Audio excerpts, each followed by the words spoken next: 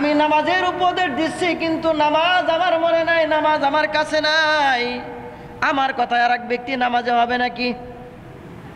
যদি এরকম ব্যক্তি যদি নসিহত করতে যায়, দেখবেন উল্টা আরো বিপদে পড়বে।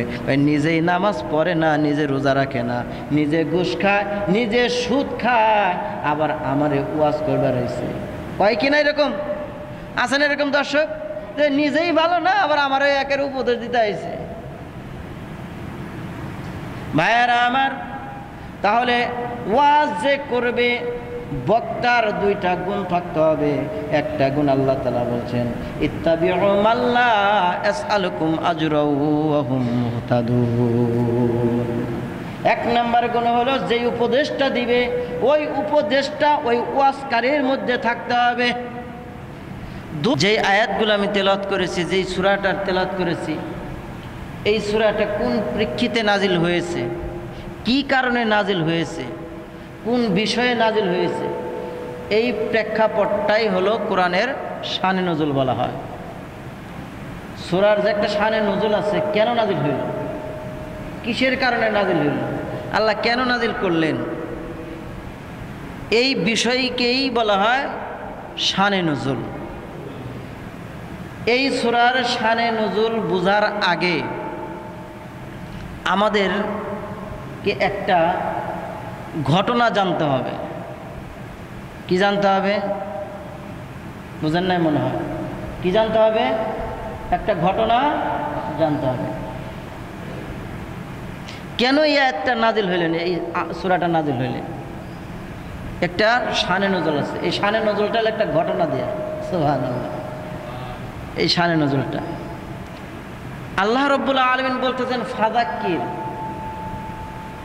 নবীকে বলতেছে, নবী আপনি ওয়াজ করেন। ওয়াজ মানে কি? নসিহত করেন। তে আল্লাহ রাসূল সাল্লাল্লাহু আলাইহি ওয়াসাল্লামকে আল্লাহ তাআলা বলতেছেন, হে নবী, হে বন্ধু আমার, আপনি ওয়াজ করেন। ইন নাফআতিয যিকরা, হয়তো আপনার ওয়াজে কি হবে, ফলপ্রসূ হবে। কে মানলো কে মানলো না, এটা আপনার দেখার বিষয় না, কিন্তু আপনি কি ওয়াজ চালিয়ে যান। কেন বললেন? এইটা বোঝানোর জন্য একটা ঘটনা টেনে আনছে। নবী করিম সাল্লাল্লাহু আলাইহি ওয়াসাল্লামের জামানা, তখন নবীজি জীবিত। নবী করিম সাল্লাল্লাহু আলাইহি ওয়াসাল্লামের জামানায় এক মুসলমান নবীর কাছে আসছে একটা বিচারের জন্য। কিসের জন্য? বিচারের জন্য। বিচারের জন্য কেন আসছে? হয়তো তার সাথে পার্শ্ববর্তী কোনো পাশাপাশি মানুষের সাথে কিছু দ্বন্দ্ব লাগছে, যে কোনো একটা কারণ হয়েছে নাকি, এটা হলো বিচারের জন্য আসছে। এখন আমরা যদি ঝগড়া লাগে, বিবাদ লাগে, তাহলে কি করি? আমরা মাতবারের কাছে যাই, অথবা মেম্বারের কাছে যাই, অথবা চেয়ারম্যানের কাছে যাই, বিচার দায়ের করি। তদ্রুপ নবীর জামানায় এক মুনাফিক মুসলমান আছে। এই মুনাফিক মুসলমান, তার একটা খেজুর গাছ ছিল। খেজুর গাছটা, খেজুর গাছের আবার অভ্যাস আছে, খেজুর গাছ বাঁকা হয়ে গেলে হেলান দিয়ে এলোমেলো হয়, ঠিক কিনা? খেজুর গাছ আছে। এই খেজুর গাছ পাশে আর এক মুসলমানের বাড়ি ছিল। এই খেজুর গাছটা হেলে এর মাথা ওই মুসলমান ভাইয়ের বাড়িতে মানে সীমানায় পড়ছে। আমরা জানি খেজুর যখন পেকে যায়, আচ্ছা বলেন তো এই খেজুর ঝরে পড়ে কিনা? পড়ে কিনা? বুঝেন, এই খেজুর পেকেছে, পাকার কারণে এই মুসলমানের বাড়িতে ওই খেজুর একটা দুইটা ঝরে ঝরে পড়ে। আর ওই খেজুর ওই মুসলমান ভাইয়ের যে সন্তানেরা আছে, তারা টোকায় টোকায় খায়। আচ্ছা, টোকানের অভ্যাস তো আছে আমাদের, নাকি বলেন? হ্যাঁ, টোকানের অভ্যাস আছে না? টোকানের অভ্যাস আছে। ভাইয়ের আমার,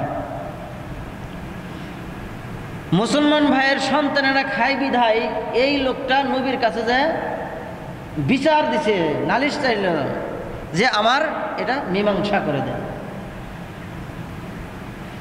হযরতে নবী করিম সাল্লাল্লাহু আলাইহি সাল্লামের কাছে বিচার, কিসের বিচারের জন্য গেলেন? নবীকে ডাক দিয়ে বলতেছেন, ওগো পয়গম্বর, আমার পাশের বাড়ি সে একজন মুসলমান, সে একজন মুসলমান, আমিও মুসলমান, কিন্তু সমস্যা কি তোমার বলো? সমস্যা হলো আমার খেজুর গাছের খেজুর আমার ওই মুসলমান ভাইয়ের সন্তানেরা খেয়ে ফেলে।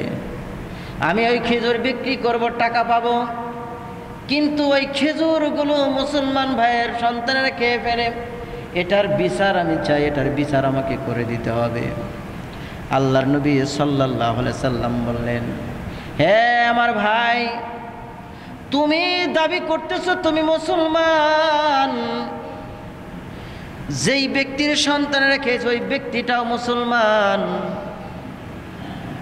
কুরআনুল কারিমে আসছে, ইন্নামাল মুমিনুনা ইখওয়া। আল্লাহ রাব্বুল আলামিন বলেন, ইন্নামাল মুমিনুনা ইখওয়া। আল্লাহ তাআলা বলেন, মুমিনগণ একে অপরের ধর্মীয় ভাই। কি ভাই? কে বলছেন? আল্লাহ বলছেন। আল্লাহ বলেন, মুমিনগণ একে অপরের ধর্মীয় ভাই। আমাদের ভিতরে দেখেন যত মুসলমান আছে, এটা আমরা ধর্মীয় ভাই ভাই, ঠিক কিনা? মুসলমান ভাই ভাই। আমার ভাইয়েরা আমার, আল্লাহ তাআলা কোরআনে জানিয়ে দিলেন তোমরা হলো ধর্মীয় ভাই ভাই। আল্লাহর নবীর কাছে বিচার আসলেন, নবী আমার মীমাংসা করার জন্য ওয়াজ করতেছেন। আগে লোকটাকে আগে বুঝাইতেছে। কি বুঝাইতেছে? ইন্নামাল মুমিনুনা ইখওয়া। আল্লাহ তাআলা বলেছেন মুমিনগণ একে অপরের ধর্মীয় ভাই ভাই। তোমার একটা দুইটা খেজুর খাইছে তাতে কি হয়েছে? তোমার ভাই তো, ঠিক কিনা? তোমার ভাই তোকে, তোমার ভাইয়ের সন্তানেরা খাইছে। তবে তুমি জেনে রাখো, তুমি ধৈর্য ধারণ করো। নবী আমার ডেকে বলতেছেন, হে মুসলমানের দাবিদার, তোমার খেজুর একটা দুইটা খাইতেছে, আমি রসুল বলে দিলাম একটু ধৈর্য ধরো, এর বিনিময়ে আল্লাহ রাব্বুল আলামিন তোমাকে জান্নাতের খেজুর খায়া তোমাকে তুষ্ট করে দিবে। কোন জায়গার খেজুর? জান্নাতের ফল খাওয়ায় তুষ্ট করে দেবে। প্রস্তাবটা দিলেন কে? বিশ্বনবী। প্রস্তাব দিলেন কে? বিশ্বনবী। এখন যদি আমি এটা বলতাম তাহলে না, এটা হইতে পারে, না হইতে পারে। বলছেন নবী, যার কথা মিথ্যা হইতে পারে না। আল্লাহ নবী ওয়াজ করতেছে, এই লোকটাকে বলতেছে যে ভাই তুমি মুসলমান, হেও মুসলমান দাবি করতেছো, খাইছে খাইছে কয়েকটা খেজুর খাইছে, এতে তুমিও বেশি বিকৃত করে লাভ পাইবা না। তাহলে তুমি একটা কাজ করো, একটু ধৈর্য ধরো, এর বিনিময়ে আল্লাহ তোমাকে জান্নাতের ফল খাওয়ায় তোমার সন্তুষ্ট করে তুষ্ট করে দেবে। সুবহানাল্লাহ। জবাব আসলো কি? জবাব আসলো, লোকটা বলতেছে না আমি মানি না, আমি এটা মানি না। কেন মানে না? কারণ লোকটা ডাক দেয়া বলতেছেন, নবী আপনি যেটাই প্রস্তাব দিয়েছেন, এই প্রস্তাবটা দুইটা প্রস্তাব আসছে, একটা হলো নগদ আর একটা হলো বাকি। আমি যে ফল খেজুর যে বিক্রি করে টাকা পাবো, এই টাকাটা পাবো আমি নগদ। দুনিয়াতে কিভাবে এটা নগদ পাবে? আর আপনি যে বলছেন জান্নাতের ফল খাওয়ায় তুষ্ট করবে, এটা হলো বাকি, ওটা আমি মানি না। জোরে কর নাউজুবিল্লাহ। আমি নগদে বিক্রি করব, টাকা পাবো, আমি নগদে বিশ্বাসী, বাকিতে বিশ্বাসী না। এইরকম ওয়াজ দেখবেন বলে অনেক উলামায়ে কেরাম করে কিনা, ওয়াজের মাঠে এত সুন্দর সুন্দর বয়ান করে বলে এইটা করলে জান্নাতে যাইবা, এটা দান করলে এই পথে যাইবা, বলে কিনা বলেন?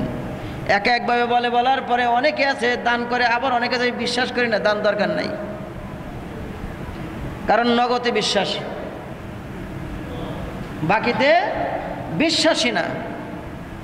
এই যে নামাজ পড়তে আসছি, বলেন তো এই নামাজ আমরা পড়লে নগদ কি পাবো না বাকিতে? এর ফল কি নগদ না বাকিতে? বাকিতে। এখন কেউ যদি কয় না আমি নগদ করবো, আমি এদের নামা বাকির দরকার না, আমার নামাজের দরকার নাই, হবে? হবে। আল্লাহ রসুল সাল্লাল্লাহু আলাইহি সাল্লাম দুইটা প্রস্তাব দিলেন, একটা হলো উপদেশ দিলেন, আর একটা হলো আপোষ মীমাংসার জন্য প্রস্তাব দিলেন। দুইটা প্রস্তাবের ভিতরে বলেন তো, দুইটা প্রস্তাবের ভিতরে ওই লোকটা মানলো, একটা প্রস্তাব নগদে মানলো। নগদে বিশ্বাসী, বাকিতে বিশ্বাসী না। নবীর কাছে যখন বললেন আমি নগদে বিশ্বাসী, আমি নগদ চাই, বাকি চাই না, যখন এই লোকটা যখন আইসা বলল আমি মুসলমান, আমার ভাইও মুসলমান, তাহলে বলেন তো যেই ব্যক্তি বলতেছে আমি নগদে বিশ্বাসী, জান্নাতের ফল খায় তুষ্ট করবেন, এটা আমি বিশ্বাসী না, বাকিতে বিশ্বাসী না, তাহলে বলেন তো ও মুসলমান আছে কিনা? মুসলমান আছে ও? যেখানে রসুল বলেছেন জান্নাতের ফল খায় তোমাকে তুষ্ট করে দিবে, সে বলতেছে না এটা আমি দেখি না, এটা বাকি, এটা আমি মানি না, আমি নগদে মানি, আমি নগদ চাই। তা দাবি করছে কি মুসলমান, দাবি করছে আমি মুসলমান, কিন্তু আসলে সে মুসলমান না, সে হলো মুনাফিক। সে কি? মুনাফিক। মুসলমানের ভিতরে এমনও মুনাফিক আছে কি নাই বলেন? আছে না এরকম মুনাফিক?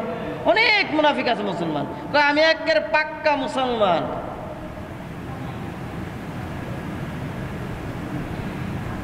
প্রশ্ন করলেই বলে আমি মুসলমান, কিন্তু দেখবেন বলে এক ওয়াক্ত নামাজ তার নাই, হ্যাঁ দাবি করতেছে আমি একজন মুসলমান। ভাইয়ারা আমার, আল্লাহ রসুল সাল্লাল্লাহু আলাইহি সাল্লাম নসিহত করলেন, আবার মীমাংসার জন্য প্রস্তাব দিলেন, কিন্তু লোকটা মানল না। আল্লাহ রব্বুল আলামিনের নবী বেজার হয়ে গেলেন, সন্তুষ্ট হারা হয়ে গেলেন। আল্লাহ তাআলা জানায় দিলেন ফাযাক্কির, ও নবী আপনি ওয়াজ করেন, আপনি নসিহত করেন, ফাযাক্কির ইন্নাফাতি যিকরা, ওয়াজ করতে থাকেন, হয়তো আপনার ওয়াজের ভিতরে ফল কিছু আসবে, হেদায়েত পাইতেও পারে, হেদায়েত না পাইতে পারে, ঠিক কিনা বলেন? কারণ হেদায়েতের মালিক কে? জোরে বলেন হেদায়েতের মালিক কে? চিল্লায় বলেন মালিক কে? হেদায়েতের মালিক একমাত্র আল্লাহ। ও নবী আপনি ওয়াজ করেন, কিন্তু ওয়াজ আপনি থামায় দেন না।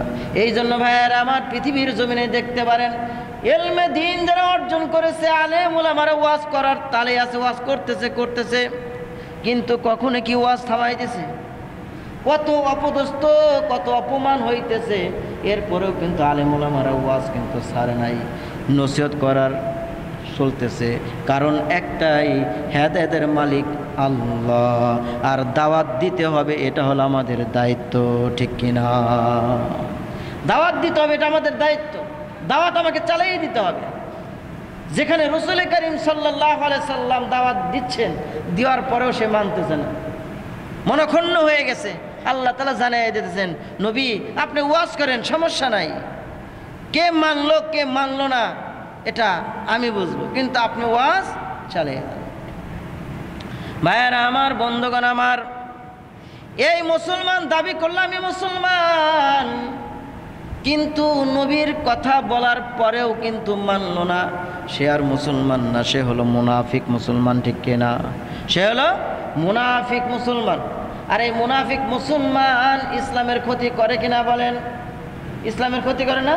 অনেক ক্ষতি করে এই মুনাফিক মুসলমানগুলা। ভাইয়েরা আমার, এই মুনাফিককে ওয়াজ করলেন নবীজি, মানল না। আচ্ছা বলেন তো, এখানে ওয়াজকারীর দোষ না শ্রোতার দোষ? যে শুনলো তার দোষ না যে বললো তার দোষ? নবীর কি দোষ আছে কোনো? নবী এত সুন্দর করে বুঝাই দিল, তারপরে সে বুঝলো না, এটা হলো শ্রোতার দোষ। যে আমাদের এরকম শ্রোতা আছে, ওয়াজ শুনে, সবসময় ওয়াজ শুনে, কিন্তু আমলে আসে না, আমল নাই, আমল আসে না। এই এত বয়ান করতেছি, এতই করতেছি, আমল আসে না কেন? শ্রোতার দোষ আছে। শ্রোতার দোষ কি? শ্রোতার দোষ হইল ওয়াজ শুনে, কিন্তু যেই ওয়াজটা শুনলো যে আল্লাহকে ভয় করলে শাস্তি পেতে হবে, আল্লাহকে ভয় করলে শাস্তি পেতে হবে, আল্লাহকে মানলে জান্নাত পাওয়া যাবে, সুখ পাওয়া যাবে, শুনলো কিন্তু মানলো না, এজন্যই শ্রোতার কোনো আকর্ষণ থাকে না। কিন্তু ওয়াজেরও এখানে যারা ওয়াজ করে তাদেরও গুণ থাকতে হবে।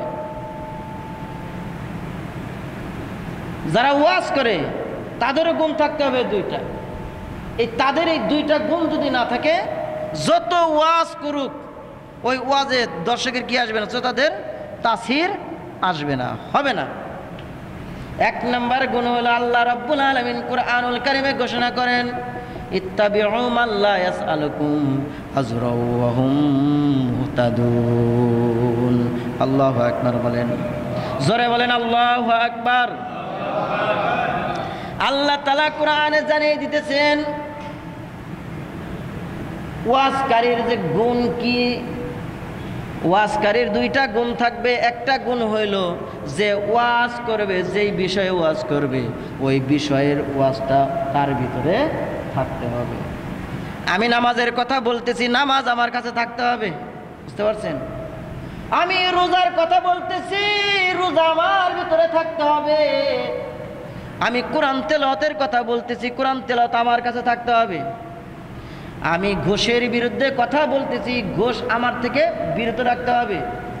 আমি সুদের ওয়াজ করতেছি, আমি নিজেই সুদ খাই, বলেন তো ওই ব্যক্তির ওয়াজে কোনো কাজে আসবে নি? আসবে? আমি নামাজের উপদেশ দিচ্ছি, কিন্তু নামাজ আমার মনে নাই, নামাজ আমার কাছে নাই, আমার কথায় আর এক ব্যক্তি নামাজে হবে নাকি? যদি এরকম ব্যক্তি যদি নসিহত করতে যায়, দেখবেন উল্টা আরো বিপদে পড়বে। নিজেই নামাজ পড়ে না, নিজে রোজা রাখে না, নিজে ঘুষ খায়, নিজে সুদ খায়, আবার আমারে ওয়াজ করবার হয়েছে। কয় কিনা এরকম আছেন এরকম দর্শক, যে নিজেই ভালো না, আবার আমারও একের উপদেশ দিতে আইছে। ভাইয়ারা আমার, তাহলে ওয়াজ যে করবে বক্তার দুইটা গুণ থাকতে হবে। একটা গুণ আল্লাহ তাআলা বলছেন, ইত্তাবিউ মা লা ইয়াসআলুকুম আজরাও ওয়া হুম মুহতাদুন। এক নাম্বার গুণ হলো যে উপদেশটা দিবে ওই উপদেশটা ওই ওয়াজকারীর মধ্যে থাকতে হবে। দুই নাম্বার গুণ, ওয়াজকারীর দুই নাম্বার গুণ নিঃস্বার্থ ওয়াজ করতে হবে। নিঃস্বার্থভাবে আলোচনা করতে হয়, কোনো স্বার্থ থাকবে না, কোনো টাকার লোভ থাকবে না, লোভ লালসা থাকবে না, কোনো স্বার্থ থাকবে না, টাকার বিনিময় থাকবে না। তাহলে এক নম্বরে নিজে যে উপদেশ দেবে উপদেশগুলিকে পালন করব। দুই নম্বর ওয়াজ করব, নসিহত করব, নিঃস্বার্থভাবে করবে।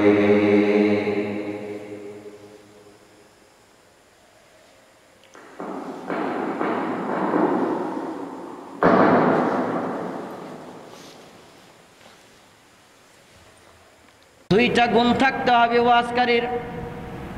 খালি ওয়াজ করলে হবে না, দুই গুণ ওয়ালা ওয়াজ যদি মাঠে ময়দানে করে, দেখবেন ওই বক্তার ওয়াজে মানুষ কান্না করবে, ওই ব্যক্তির ওয়াজে মানুষ হেদায়েত পাবে। তাহলে কোশ্চিনকালেও হেদায়েত পাবে না। আমাদের সমাজে এমন মানুষ আছে কিনা দেখেন, 10,000, 20,000, 30,000, 40,000, 50,000, 60,000, 80,000 পর্যন্ত এক এক বক্তায় না ওয়াজ করে কি করে না? করে না? হাজার হাজার মানুষ, লক্ষ লক্ষ মানুষ হইতেছে ওয়াজের ভিতরে, ওয়াজ শুনে আসছে কিন্তু আমল নাই। কারণ কি? কারণ ওই যে ওয়াজকারী ওই ওয়াজ যে করছে ওটা আসলে তার ওয়াজ হেদায়েতের জন্য করে নাই, নিজের আমলের জন্য করে নাই, আল্লাহকে খুশি করার জন্য করে নাই, ওটা করছে হলো টাকার জন্য। ঠিক কিনা? এটা টাকার জন্য করছে। এরকম একটা ঘটনা আমি আপনাদেরকে একটু বুঝাই। ঘটনা হলো, আপনারা বাসে চলাচল করেন না, মেন রোডে বাসে এক জায়গায় থেকে আর এক জায়গায় যান, বাসে, বাসের ভিতরে হঠাৎ করে একজন ক্যাম্পাসার ওঠে না? ক্যানভাসের উঠে কি করে? লেকচার চালাইছে বলে, ভদ্র মহোদয়গণ, কিছু ওষুধপাতি, কিছু মাজন আয়না উঠে, ওঠার পরে ডাক দেয়া বলতেছে, ভদ্র মহোদয়গণ আসসালামু আলাইকুম, আমি আপনাদেরকে একটা নসিহত করতেছি। কি নসিহত? দাঁত মাজতে হবে। দাঁত মাজা বাহাদুরি নয়, কিন্তু দাঁত মাজা নবীর, বলেন না কেন, দাঁত মাজা নবীর সুন্নত। দাঁত মাজতে হবে, দাঁত মাজা নবীর সুন্নত। আর একটা সুন্নত যদি এই জামানায় কেউ যদি ধরে রাখতে পারে 100 শহীদের সওয়াব পাওয়া। আচ্ছা বলেন তো, ওয়াজ করতেছে কি কেন বা স্যার? ওয়াজ করতেছে না, ওটাও তো একটা ওয়াজ, ঠিক কিনা বলেন? এই যে লোকটা ওয়াজ করতেছে কিসের?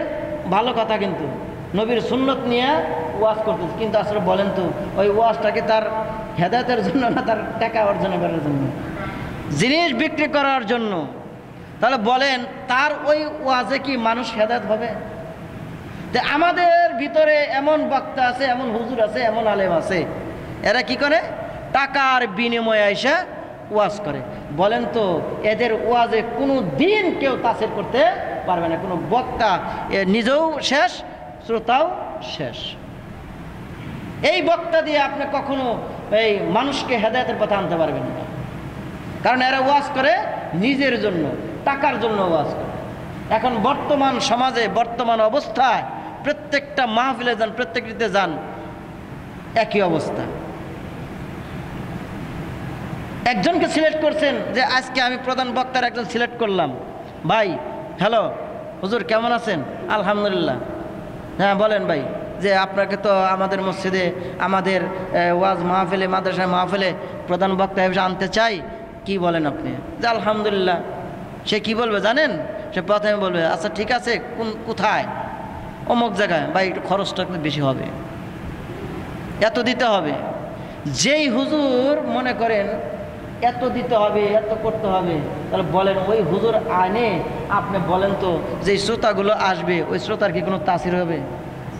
জীবন গেলেও, কোশ্চিন গেলেও এই সমস্ত বক্তার, এই সমস্ত হুজুরের ওয়াজের কোনো তাসির আসবে না এই লোকটার মতো। এখন কিছু কিছু আছে, কিছু কিছু আলেম আছে, দেখুন সুন্দর ওয়াজ করে, সুন্দর কথা বলে, এদের কথা শুনে অনেক মানুষ কি করে? নামাজ ধরে। আছে না নাই? নামাজ ধরে, রোজা রাখে, সৎ পথে চলে, এমন হুজুর আছে। এখন ওই হুজুর এনেও যদি আপনার ওয়াজের তাসির না আসে, তাহলে বুঝবেন শ্রোতার দোষ। খালি কি হুজুরের দোষ? শ্রোতারও কি দোষ আছে। খালি ওয়াজকারীর দোষ নাই, এখানে শ্রোতারও দোষ আছে ভাইয়েরা। তাহলে ফাযাক্কির ইন নাফাআতি যিকর, আল্লাহ রাব্বুল আলামিন বলতেছেন, নবী আপনি ওয়াজ করেন, নসিহত করেন, হয়তো আপনার এই নসিহতে ফলপ্রসূ হবে। কেউ হেদায়েত পাবে, কেউ পাবে না। কে হেদায়েত পেল, কে পেল না, এটা আপনার দেখার বিষয় না। আপনি ওয়াজ করেন। যে আল্লাহকে ভয় করবে সে পালন করবে, ঠিক কিনা বলেন? যে আল্লাহকে মানবে সে অবশ্যই ওয়াজকারীর ওয়াজ শুনবে এবং মান্য করবে। যে আল্লাহকে ভয় করবে না, জাহান্নামকে ভয় করবে না, সে কখনো ওই ওয়াজকারী ওয়াজ খালি শুনেই যাবে, কিন্তু কোনো আমল করবে না। আমার ভাইয়েরা আমার, এই মুসলমান ভাই নবীর কাছে বিচার দিল, দেওয়ার পরে নবী আমার প্রস্তাব দিলেন, আপোষের মীমাংসার প্রস্তাব দিলেন। আগে করলেন নসিহত, তারপরে করলেন আপোষ মীমাংসা। মানল না, না মানার কারণে আল্লাহ রাব্বুল আলামিন, আল্লাহ তাআলা কি করলেন? আয়াত নাজিল করে দিলেন। আর এই আয়াতগুলো নাজিল করলেন, ফাযাক্কির ইন নাফাআতিয যিকর। আল্লাহ তাআলা আয়াত নাজিল করলেন যে নবী আপনি ওয়াজ করেন। এটা মানল না, তাতে আপনার যায় আসে না। কে মানবে, কে মানবে না? আচ্ছা ওয়াজ করলে সবাই কি মানবে? সবাই মানবে না আমার কথা, সবাই বুঝবেও না আমার কথা। তো আল্লাহ রাসূল সাল্লাল্লাহু আলাইহি ওয়াসাল্লাম বললেন যে তোমাকে আল্লাহ তাআলা জান্নাতের ফল খাওয়ায় তুষ্ট করবে, তাও তুমি ধৈর্য ধরো, এর প্রতিদান তুমি পাবে। সে কি বলল? না, আমি এই খেজুর টুকানো খেজুর আমি এক জায়গায় করে আমি বিক্রি করব, সেই বিক্রির টাকা আমি নগদে পাবো। আমি নগদ ছাড়তে রাজি নাই, আমি বাকি নগদ ছাড়তে রাজি নই, কিন্তু বাকিতে আমি কাজ করব না। আপনি যেটা প্রস্তাব দিয়েছেন সেটা হলো বাকি, আর আমি যেটা নিব এটা হলো নগদ। এমন মুসলমান আমাদের ভিতরে আছে না নাই বলেন?